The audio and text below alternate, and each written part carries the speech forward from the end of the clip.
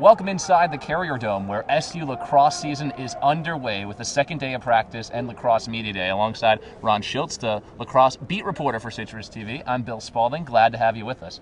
Ron, hard to believe, but it's already a lacrosse season. It's crazy. I mean, Syracuse lacrosse time here in Syracuse, lacrosse is just so important, and it's great to be back on the field. The Orange is looking to bounce back after a season where it went just 7-7 in the regular season last year, won the Big East tournament, but then lost in the first round of the NCAA tournament to end the year 9-8. In that game where they lost to Duke in the NCAA tournament, Syracuse lost 12-9, thanks in part to a 4-0 run from Duke in the second half. Scott Loy, though, was one of the bright spots for Syracuse in that game. He had 2 goals, and he's a guy, Ron, who could really make an impact this season. Yeah, he really could. I mean, he's coming in. They lose a lot on the offensive side of the ball, and Loy's going to be expected to step up this year. Well, you mentioned losses for Syracuse. Not a big senior class last year, but still a senior class that had a lot of impact. One of the key offensive players, Tommy Palasek, is gone, along with one of his offensive line mates, Tim Desko. So right off the bat, Syracuse needs to find a scoring punch, and players talked about that today. Yeah, towards the end of the season, Palasek became a real emotional leader of this team. He went out, he scored a lot of goals, and Desko, I mean, his dad was the coach. He was a crease rat. He went in there, he scored between his legs, he was a very emotional leader. He was vocal, and when he scored those crazy goals, it got the team pumped. Also looking for a replacement at defensive midfield, where Kevin Drew, who made a big impact both on defense and on offense, is also graduated. Yeah, Kevin Drew, I mean, he was faster than most of the players on this team, even at this point, so there's going to be a huge impact with him gone, but I think the team seemed confident that they could replace him. One of the positives for Syracuse this year, though, is that the tough schedule they always play is chock full of home games. This year, Syracuse plays 3 of its top opponents, Virginia, Cornell, and Johns Hopkins at home. And some of the players I talked to today and that you talked to as well, Ron, were very excited about that. Yeah, you got UVA, who was always a huge game at the Dome, and last year going to UVA, they just didn't look the same. This team was very young, and you got young players coming in this year, and they're going to feel more at home in the Dome. And when you have those big games away, it's just a disadvantage for those young players. And as a young team this year, it's totally going to be an advantage to have those big games at home. When I talked to Steve Ianzito, one of the captains on this team, he said that last year it was tough to not have the crowd support behind him for big games. This year, he says they want the Loud House to get behind him and help spur him forward early on. Then the one big game out of the Dome this year, the season ender in the Big City Classic. It's a bit later this year in late April against Notre Dame.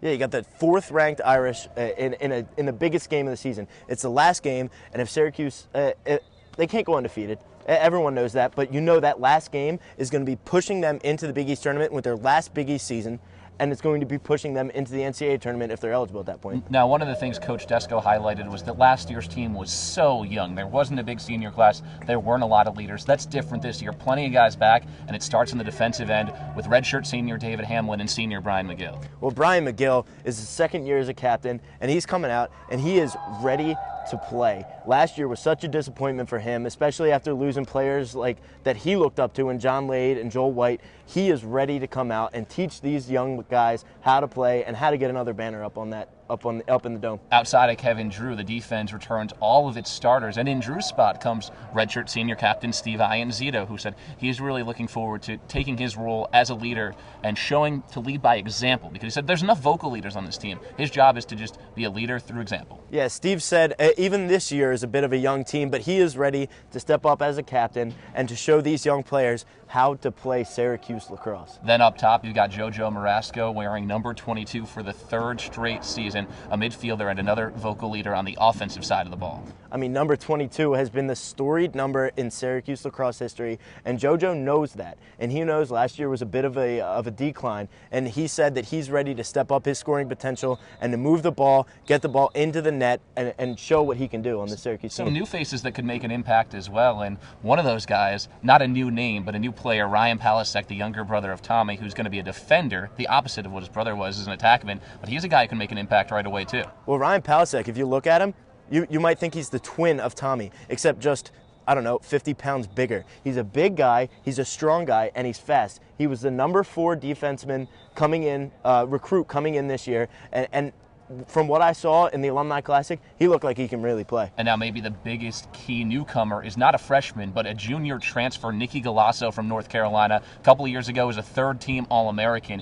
He's here, and if he can overcome those obstacles transfers have of learning a new system, he's a guy who could be a huge focal point for the Syracuse attack. Well, I talked to Nicky today, and he said that his foot is feeling fine. He's 100%, and the transfer process was totally painless, and he is ready to play. He is ready to make his impact felt on the Orange. Well, we're about a month away from the regular season starting. Syracuse takes on Albany here in the Carrier Dome in mid-February. For Ron Schiltz, I'm Bill Spaulding. We'll be covering lacrosse all preseason long on sportsblog.citrustv.net.